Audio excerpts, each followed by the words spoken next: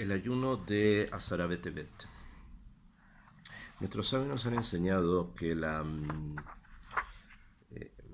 que el proceso de destrucción que afectó a Israel durante la época del primer templo y que obviamente se proyecta también para generaciones sucesivas a lo largo de toda nuestra historia, está compuesto de 4 markevim, o sea, está compuesto de 4 elementos. Hay un primer elemento que tal vez sea el más complejo de todos, que es el reshit, el comienzo, el principio. O sea, el principio de una puranut, el principio de una desgracia. Después viene el momento de la crisis, o sea, el momento en que algo ocurre en forma concreta. En el principio todavía no se vislumbra que este acontecimiento pueda traer alguna consecuencia nefasta, excepto para los sabios. Sin embargo, en el momento de la crisis, en ese momento ya hay algo concreto que ocurre. Después viene la etapa de la destrucción. Para finalmente viene la etapa de la Hatimá, del sello, en que se firma finalmente todo este proceso y se cierra el círculo de un proceso negativo, que sería el proceso de destrucción. Esto nosotros lo recordamos, este sistema no bueno se recuerda a través de 4 ayunos que el pueblo judío realiza por la destrucción del Bet HaMikdash, del templo.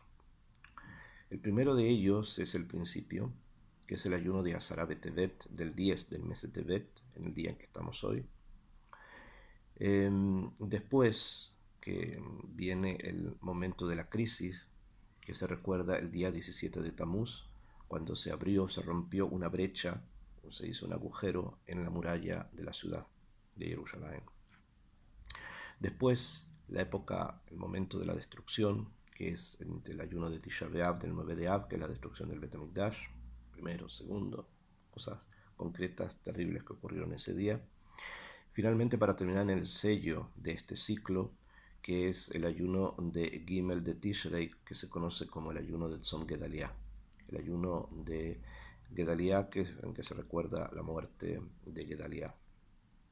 Desde el principio, o sea, desde el comienzo hasta el punto final, que es el sello, todos estos momentos van cada vez siendo más profundos en la posición del otro lado, o sea, de la Sitra Achra sobre la Kedusha.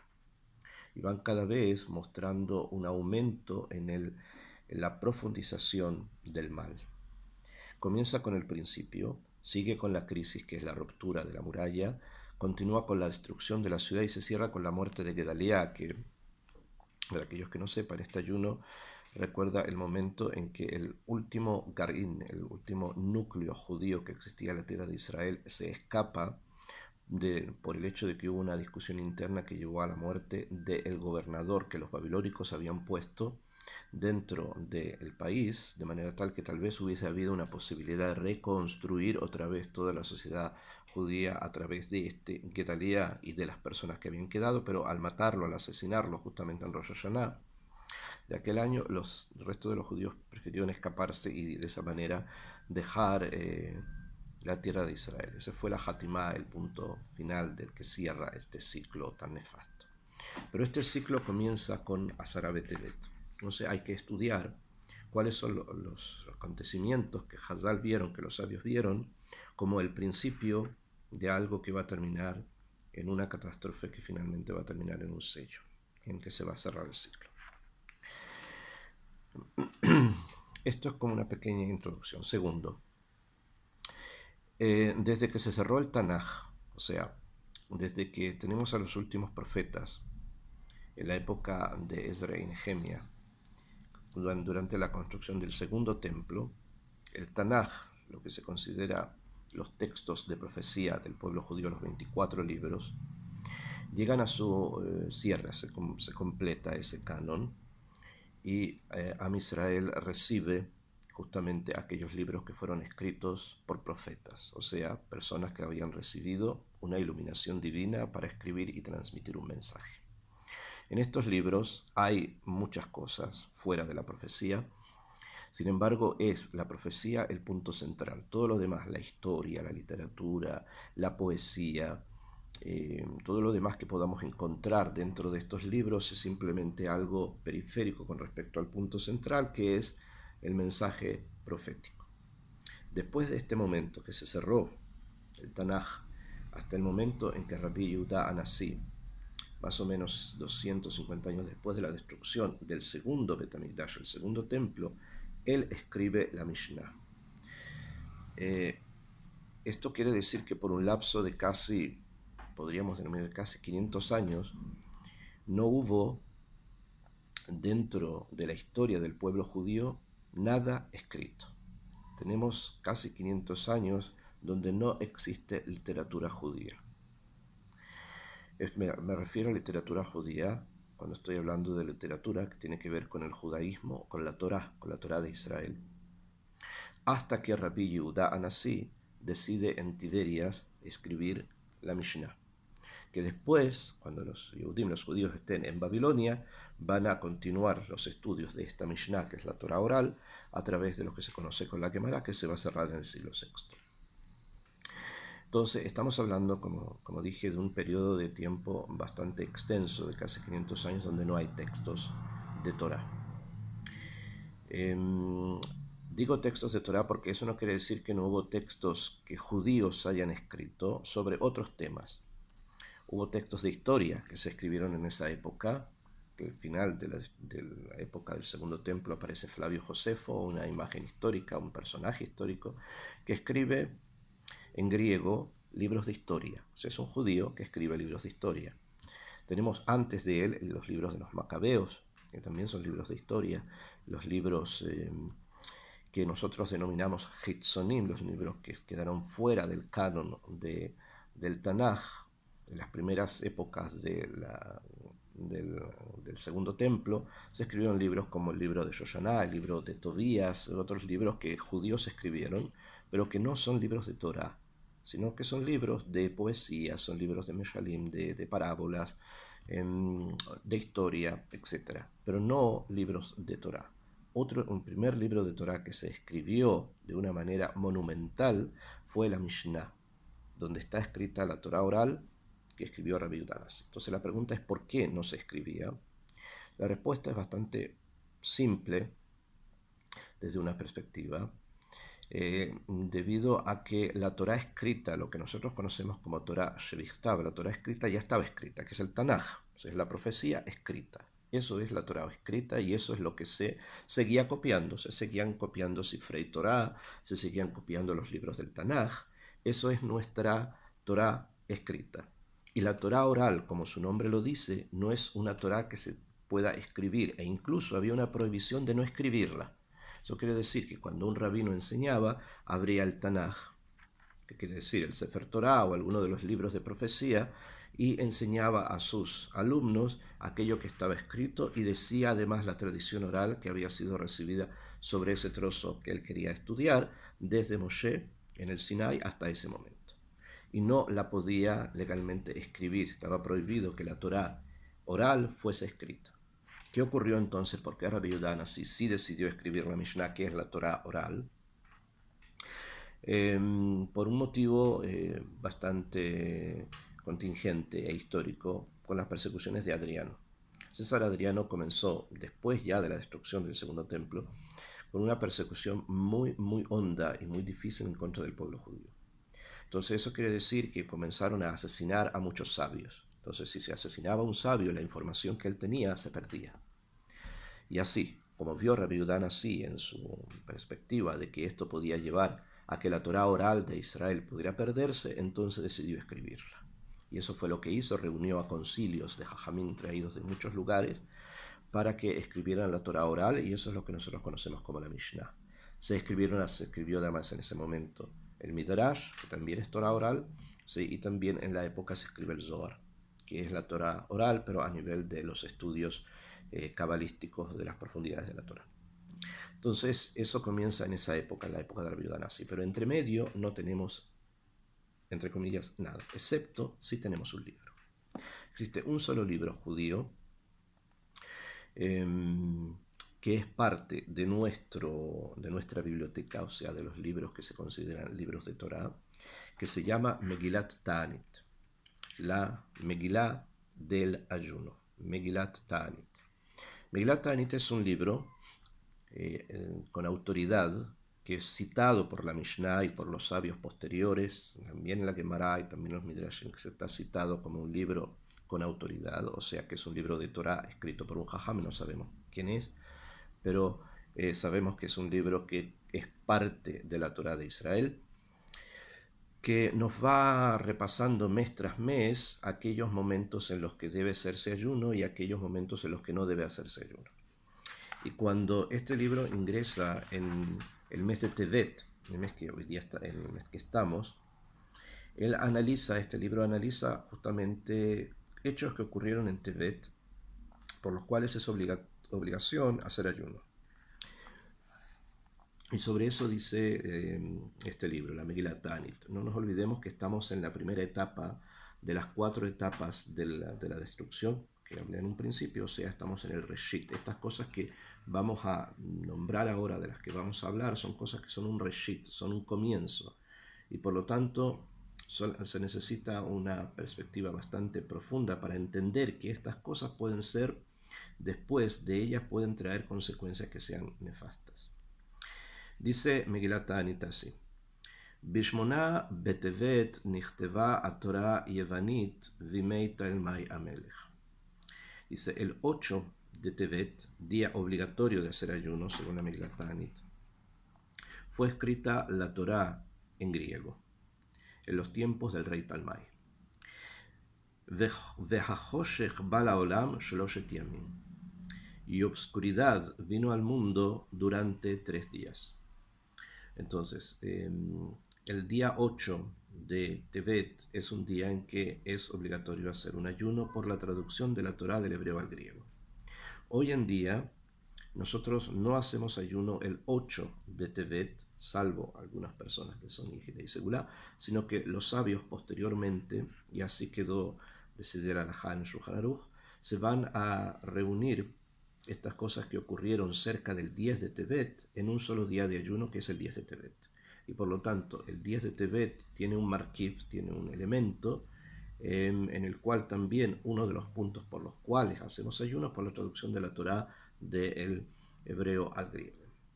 ¿Cuál fue el problema de esta traducción?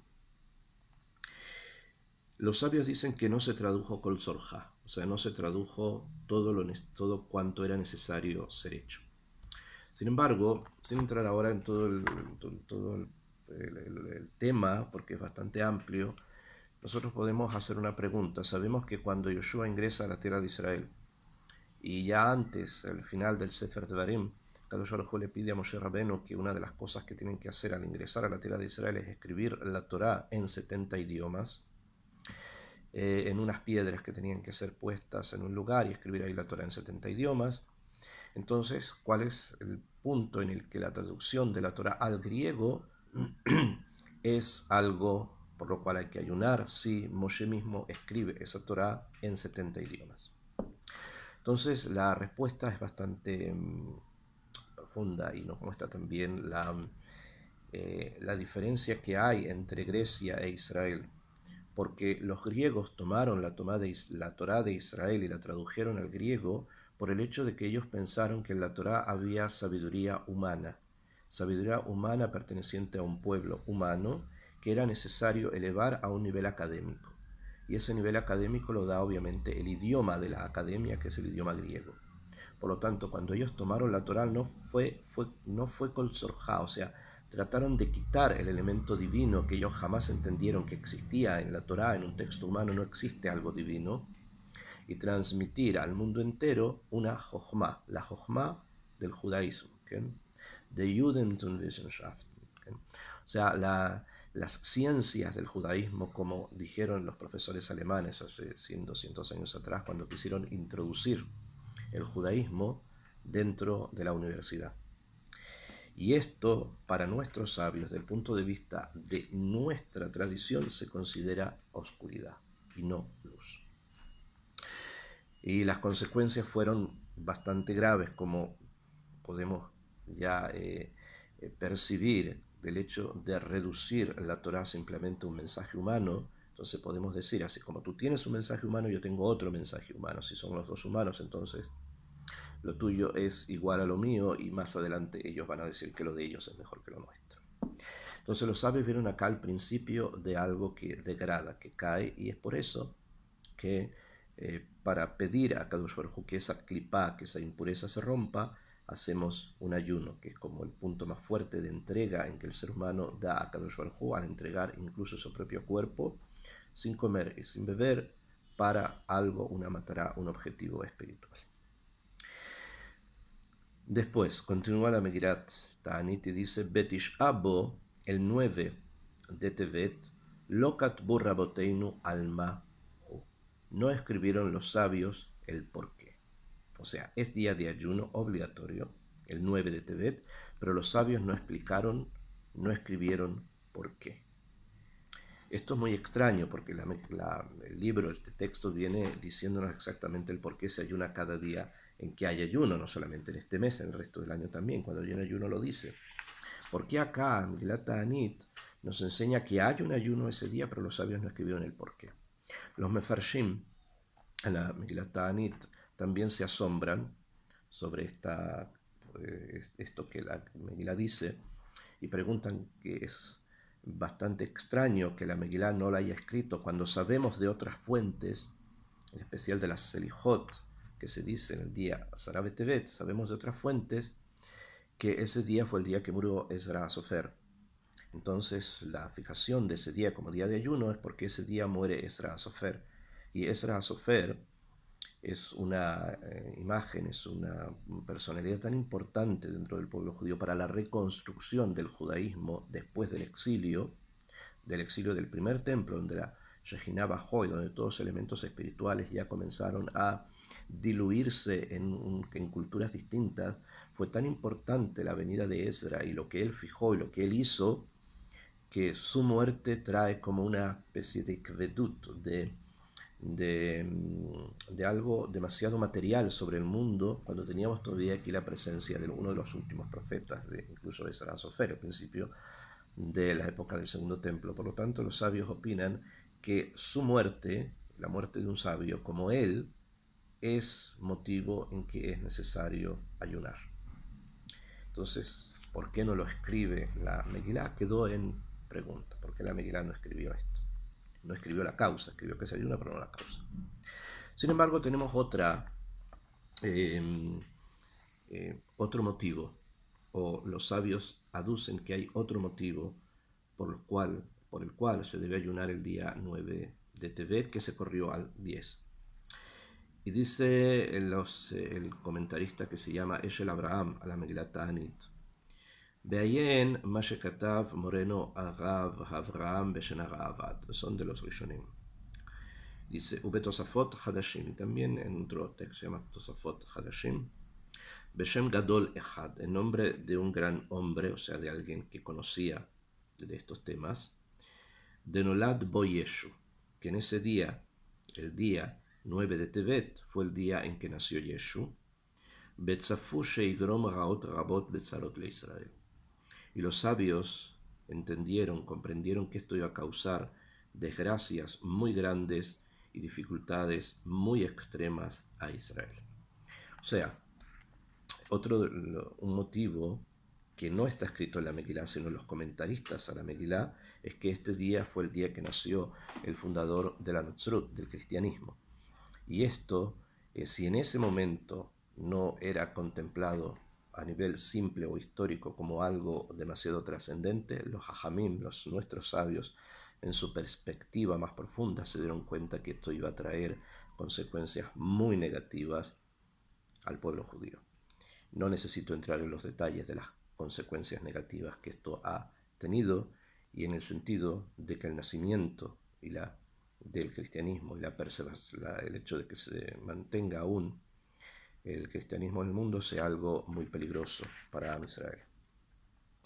Y finalmente, nuestra Megilá dice, Be'asarabo, el 10 de Tevet, que es el día preciso del ayuno, que hoy día se junta todo esto en ese día, Bo Samach Melech Babel et yado al Yerushalayim leachriva. Ese día fue el día en que puso su mano el rey de Babel sobre Jerusalén para destruirla. En otros Mekorot dice que le puso sitio a la ciudad. Samaj viene detrás Samaj. Sam es como una cosa redonda, no se pone a poner algo alrededor. Simplemente acá lo que la Megilá dice es que Samaj puso la mano, es como si hubiera puesto la mano sobre la muralla. Bemet no hizo nada ese día más que llegar cerca de Jerusalén, pero eso es el principio de lo que iba a ocurrir más adelante. Por este motivo, el día 10 de Tevet es un día de ayuno. El motivo es porque el comienzo es algo que debemos tratar de observar para ver si va a tener consecuencias y qué tipo de consecuencias va a tener algo que ocurre, que al parecer es simplemente bastante irrelevante. O sea, la traducción puede ser algo interesante. El nacimiento de otra religión puede ser algo paralelo, que no nos relaciona tanto. La muerte de un sabio, han muerto muchos. El hecho de que un conquistador llegue alrededor de una ciudad puede ser el elemento tal vez más relevante del hecho de que llega para algo negativo, obviamente. Sin embargo, cada una de estas cosas son como poco relevantes desde un punto de vista del hecho que ocurre ese día. Sin embargo, lo que acá los jajamí nos quieren enseñar es que muchas veces si una persona planta algo y eso no es bueno, esto puede llevar finalmente a una destrucción total. Y eso es el punto central, o sea, esa es la idea central del ayuno de Asara B'Tevet, que algo que al parecer es pequeño puede después traer a consecuencias graves en el futuro.